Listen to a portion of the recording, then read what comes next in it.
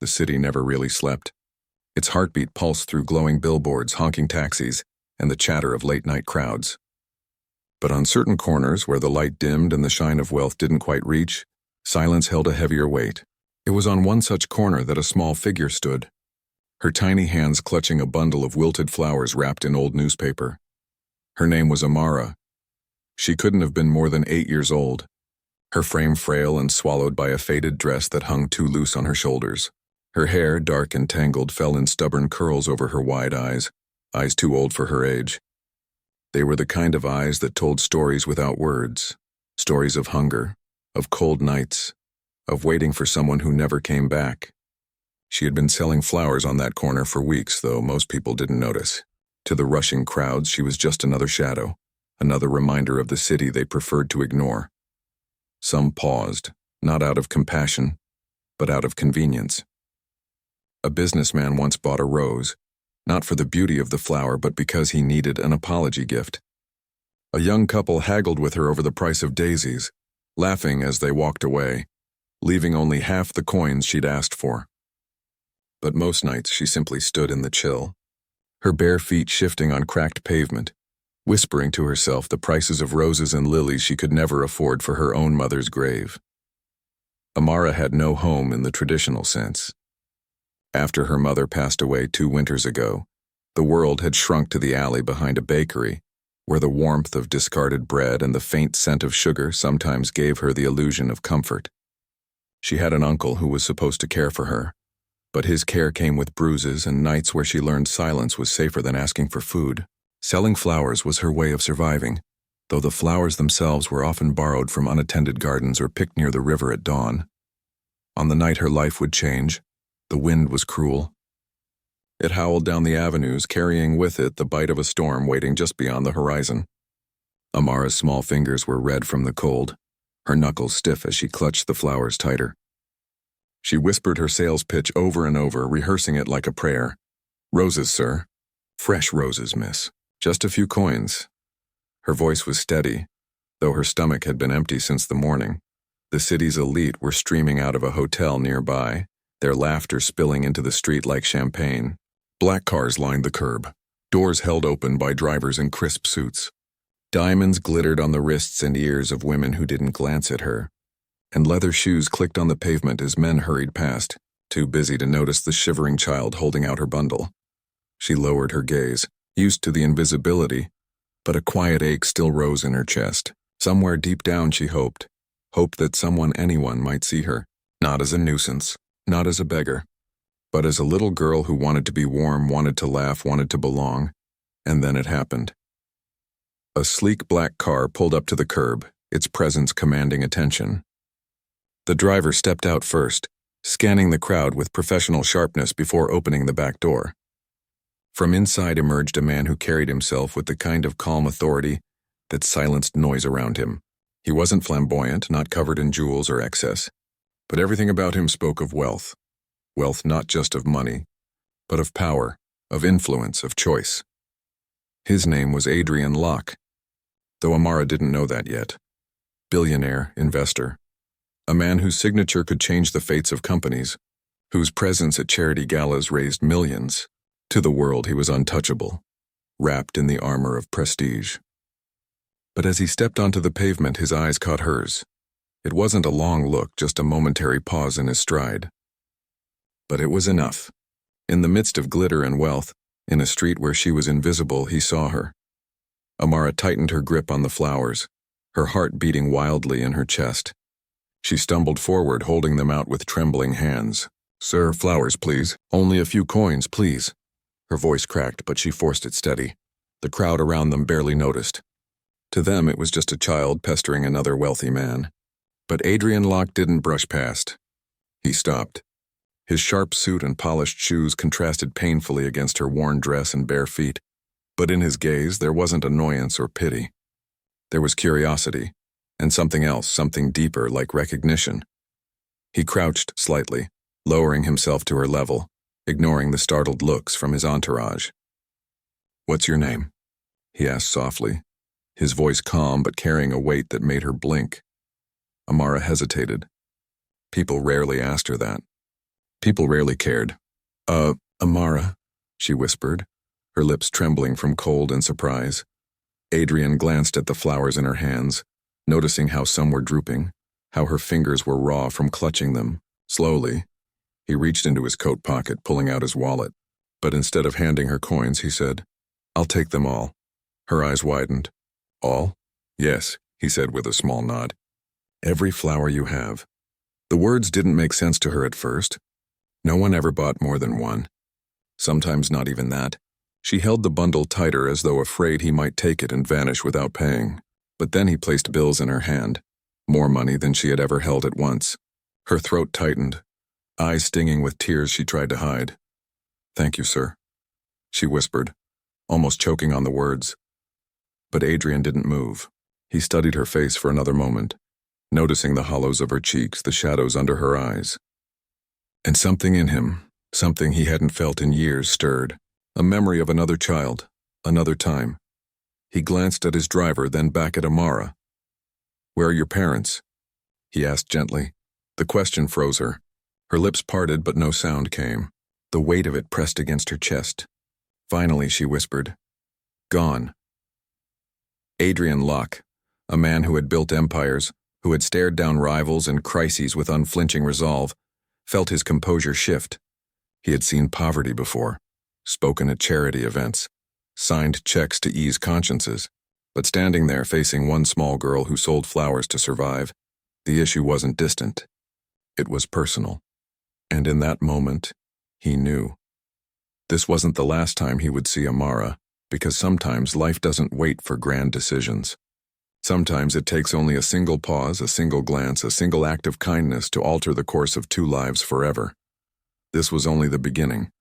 Right the following morning, Ethan Cross sat in his penthouse office with the wide glass windows stretching out over the city skyline. The air was crisp, the sunlight sharp against the horizon, but his mind wasn't on the numbers flashing across the stock ticker, or the polished report stacked neatly on his desk. It was on the little girl with the flowers. Her face, small and determined, haunted him. Her eyes, too old for her age, had followed him as he climbed back into his car, flowers clutched tightly in her hands. He hadn't slept properly, replaying the scene again and again. Why had she been there? Who had let a child spend her days on a street corner, chasing coins with petals? That morning he made a decision. Ethan was a billionaire because he acted, not because he thought too long. And so he picked up the phone. The search find her, Ethan instructed his assistant Daniel without preamble. Daniel blinked. "Find who, sir?" "The little girl selling flowers near the Grand Hotel yesterday afternoon," Ethan replied, his tone clipped but his eyes unusually soft. "She can't be more than 7 or 8 years old. She had wild curls, brown dress, barefoot. I want to know her name, where she lives, and who looks after her." Daniel hesitated. This wasn't the kind of order he was used to receiving. Normally it was stock acquisitions, high-profile meetings, international deals, not children on street corners. But he saw the rare urgency in Ethan's face and nodded. "Of course, sir." It took less than 24 hours. Ethan was a man with resources, and the city whispered when he asked questions. Her name was Maya Khan, 8 years old. She lived in a crumbling apartment building on the outskirts of the city with her grandmother. Her parents were gone. Her father had died in an accident at a factory, her mother taken by illness soon after. The grandmother, frail and nearly blind, tried to raise her, but the pension barely covered rent and medicine. Maya sold flowers to keep food on the table. When Daniel relayed the information, Ethan sat very still, hands steepled in front of his mouth. Each detail felt like a stone on his chest. He had been born into wealth, his family's empire passed down like a crown. He had worked for it, yes, but he had never known hunger, never known what it meant to be 8 years old and forced to be the protector of your own family. "Set up a car," he said at last. "We're going to her." The visit, the drive to Maya's neighborhood, was jarring. Ethan's world was polished marble and glass towers. Hers was cracked pavements, broken staircases, peeling paint. The car rolled slowly down narrow streets where children played barefoot with makeshift toys, and women carried heavy buckets of water.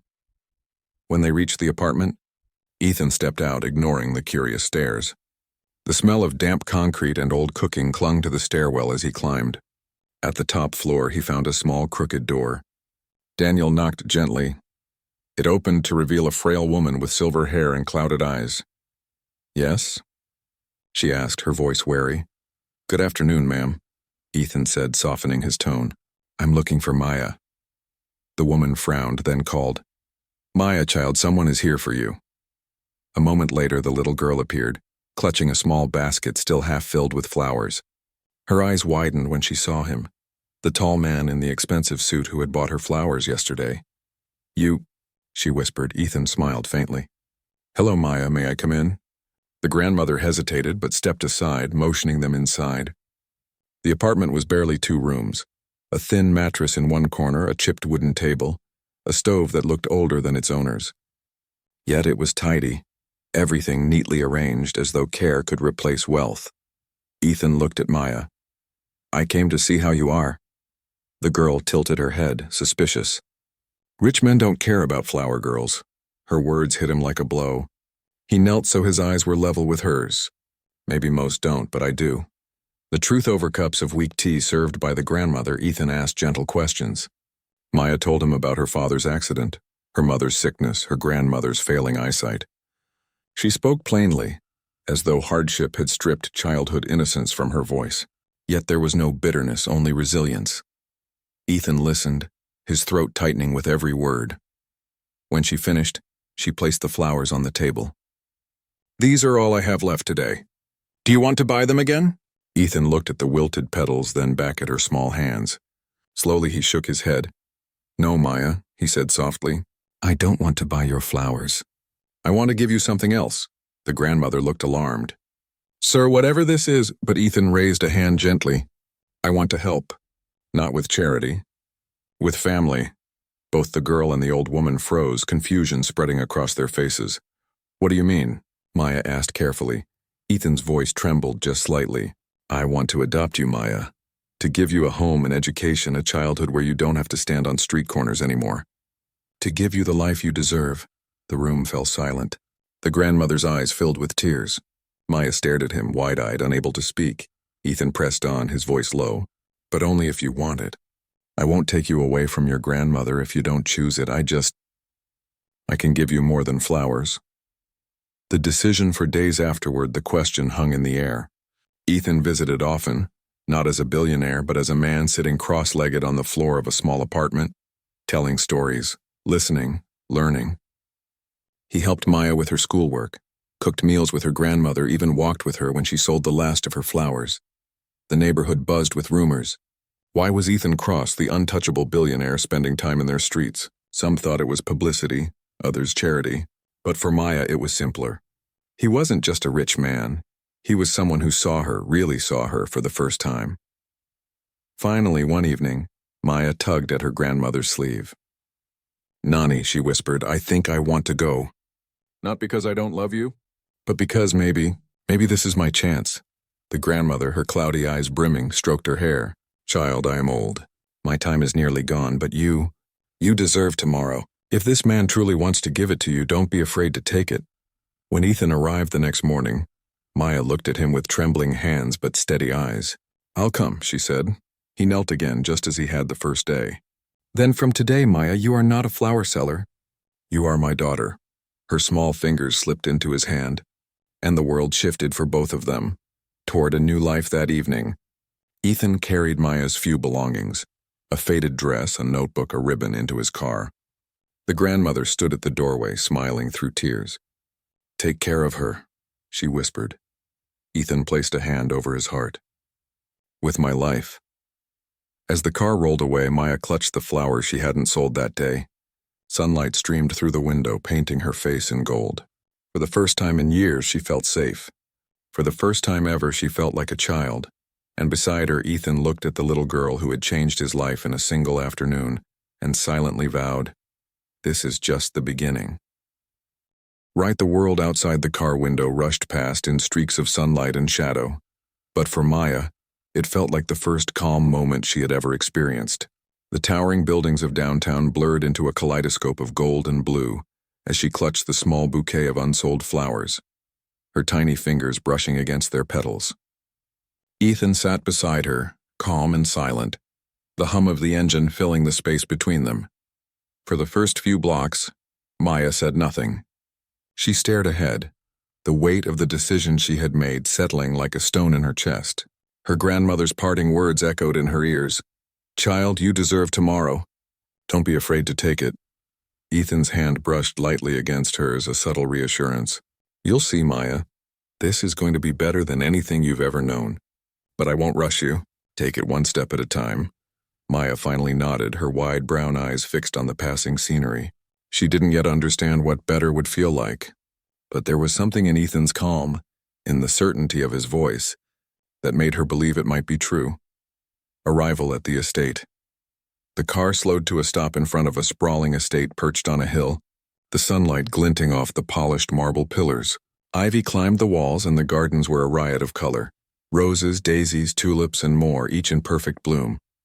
Maya's mouth fell open. Is this real?" she whispered. Ethan smiled. "It's real, and it's yours to explore whenever you're ready." They walked through the grand front doors into a hallway that seemed impossibly tall, adorned with abstract paintings and soft golden light streaming from chandeliers overhead. Maya's small feet echoed against the polished wooden floors, a sound so unfamiliar it made her pause. In the center of the room, a team of house staff watched silently, unsure whether to approach or stay hidden. Ethan addressed them with a quiet authority. "She's our guest. Treat her with patience and remember, no pressure. Let her adjust." The staff nodded, and one of them, a kind-faced woman named Clara, stepped forward with a gentle smile. "Hello, Maya. My name is Clara. I'll help you get settled." Maya blinked at the word settled. It sounded foreign, almost magical. She had never had anyone say such words to her with such kindness. The first night, that evening, Maya explored the estate slowly. Every corner revealed wonders she had never imagined. A library stacked with books taller than her, a music room filled with instruments she couldn't name, a small indoor garden where butterflies flitted among exotic flowers. She felt like an intruder, yet Ethan's calm presence beside her reminded her that she belonged here now. Dinner was another revelation. The table was set with polished silverware and crystal glasses. The food was rich but not overwhelming, a balance of flavors she had only tasted in fragments at the hotel lobby where she sometimes sneaked a bite from leftovers. Ethan watched quietly as Maya hesitated over the first bite. "It's okay," he said softly. "Eat at your own pace." She did, slowly at first, then with more confidence, realizing that nobody would scold her for taking what she needed. By the end of the meal, she had eaten more than she had in days, and a small spark of trust had taken root in her heart. Lessons of a new life. The days that followed were filled with adjustments. Maya learned to navigate the estate, to speak with the staff, to accept the small comforts of a life she had never known. Ethan remained patient, never rushing her, but he introduced structure, lessons with private tutors, visits to museums, exposure to art, literature, and music. Sometimes the transition was difficult. She would glance out a window, imagining the streets where she had sold flowers, the friends she had played with in the dust and sun. Her grandmother's presence was still a warm memory, and Maya's heart ached for the life she had left behind. Ethan noticed the moments of withdrawal and never pushed. Instead, he offered gentle encouragement. "You don't have to forget the past, Maya.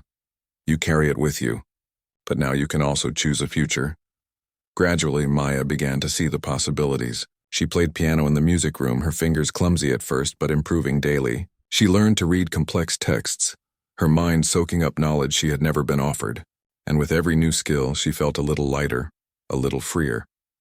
The first challenge. Despite the comforts and the beauty, the world outside the estate could not be ignored. One afternoon, a news crew caught wind of the story. Ethan Cross, the billionaire, had adopted a flower girl. Flashy headlines spread across social media. "Billionaire saves street girl. A child's life changed by wealth. The rich and the rescued." Maya read the words and recoiled. She had not asked for fame. She had not asked for attention. She just wanted safety and a home. Tears sprang to her eyes as she ran to the gardens, clutching the flowers she had brought from the city street.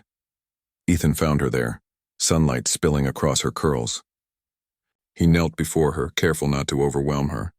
"I know this is scary, Maya, but remember, I promised nothing will be forced on you. You are safe. You are loved. and you can decide how to respond to this world. Maya looked at him, her brown eyes glistening with unshed tears. I just want to be a normal girl, she whispered. You can be, he said gently. Normal doesn't mean small. You can grow, learn, and still have a childhood. That's what I want for you. Building trust didn't happen overnight. Maya had learned long ago that the world was unpredictable, often cruel. But Ethan remained consistent. He didn't shower her with extravagant toys or force social events upon her. Instead, he offered stability, conversation, and time. One afternoon, they walked through the estate's greenhouse together.